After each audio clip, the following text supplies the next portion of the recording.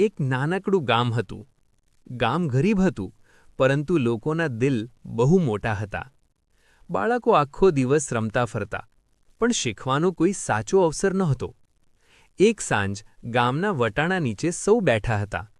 ત્યારે રામુ ધીમે અવાજે બોલ્યો, મિત્રો, આપણા બાળકોનું શું? રમતા તો રહેશે, પણ ભણશે નહીં તો ભવિષ્ય કેવી રીતે બનશે? આપણે મળીને એક નાની શાળા બનાવીએ. થોડા થોડા પૈસા ભેગા કરીએ, બસ એક પ્રયત્ન કરીએ. થોડી ક્ષણ શાંતિ છવાઈ ગઈ. પછી ગૌરીએ શંકાભર્યા અવાજે કહ્યું, ગૌરી, રામુ, વિચાર તો સારો છે, પણ આપણે તો પોતે જ ગરીબ છીએ. ક્યાંથી પૈસા આવશે? રામુના ચહેરે વિશ્વાસની ઝાંકી હતી. રામુ, ગૌરી બહેન, મોટી વાતો મોટા પૈસાથી નહીં, મોટા દિલથી બને છે. જો દરેક થોડું આપશે તો ઘણું બની જશે. એ દિવસથી કંઈક બદલાયું. શુક્રવાર હોય કે સોમવાર, કોઈ અનાજ લાવતો, કોઈ થોડા સિક્કા, કોઈ પોતાના હાથનું શ્રમ.